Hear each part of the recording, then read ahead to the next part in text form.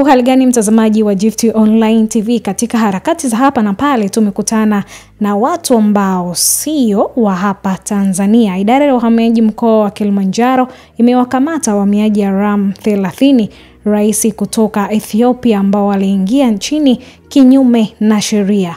Katika taarifa yake ya vyombo vya habari mapema leo Mei 12, 2025, afisa wa uhamiaji mkoa wa Kilimanjaro, kamishna msaidizi mwandamizi Agustino Malembo amesema, majina naitwa kamishna msaidizi mwandamizi Agustino Mateo Malembo, afisa wa uhamiaji mkoa wa Kilimanjaro.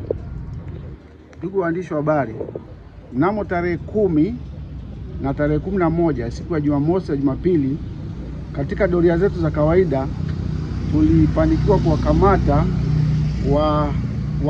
raia wa Ethiopia ambao ni wahamiaji haramu wapatao 30, na tuliwakamata katika kijiji cha Mji Mpya Mabogini katika wilaya ya Moshi. Watu hao baada ya kuwahoji kwa kina, tuligundua kwamba kweli pasipo shaka ni raia wa Ethiopia, na walikuwa wamejificha katika maeneo ya kwenye mashamba ya mahindi. Huko ndio mara nyingi walijificha, kwa sababu mahindi sasa hivi wakati wa kilimo mahindi yameshapanda yako juu, kwa hiyo walijificha huko. Na walikuwa kwa safari zao, wanasema walikuwa wanaelekea nchini South Africa, kusini mwa jangwa la Sahara, ambako nchini South Africa kwa ajili ya kwenda kutafuta maisha.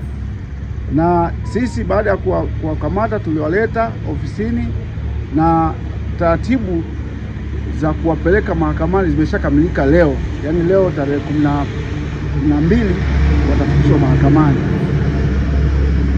Wito wetu kwa wananchi, tunapowaona watu kama hawa ambao hawana sio raia wa Tanzania, wananchi tutumie ile kauli mbiu yetu kwamba mjue jirani yako, ambayo ukiwa na wasiwasi unaripoti kwenye kituo cha uhamiaji, kituo cha polisi, kwa mtendaji wa serikali ya mtaa. Tukishapata hizo taarifa, sisi mara moja tutakuja. Lakini natoa onyo kwa wale wote ambao wanafanya hii biashara ya kuwasafirisha hawa wahamiaji haramu, kwa sababu haiwezekani mtu atoke kote huko mpakani mpaka aje afike Moshi mjini. Lazima huyu na huyu ni mgeni. Kuna mtu ambaye amemsaidia mpaka akafika huko Moshi mjini. Kwa hiyo wale wote ambao wanafanya hii biashara watakamatwa, na sasa hivi tunawatafuta wale ambao walikuwa wanawasindikiza. Tutawakamata na hatua za kisheria zitachukuliwa. Unajua, unaweza ukanyang'anywa shamba lako, ukanyang'anywa nyumba yako, au ukanyang'anywa gari yako, ambayo tumeshataifisha mengi kama wanatumia hiyo biashara ya kuwasafirisha wahamiaji haramu.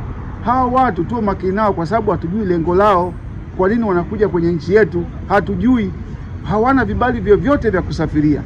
Na sasa hivi sheria imeshalegezwa kwa watu kutoka Ethiopia kwamba kama wanataka kupita, wanaweza kupita kwa kupata na transit visa, hati ya kupita tu. Wanaweza kupita wakalipa $30 wakaenda, na hamna mtu atakayewazuia, na wanapita vituo vyetu ambao vimeainishwa. Ila hao wanaotumia ujanja ni maslahi binafsi. Sasa naomba wananchi wa mkoa wa Kilimanjaro na wilaya zetu zote, tuna ofisi za uhamiaji katika kila wilaya. Wakipata watu kama hao, wakisikia waripoti, kwa sababu ni kwa ajili ya faida yao. Ulinzi wa nchi unaletwa na sisi wenyewe.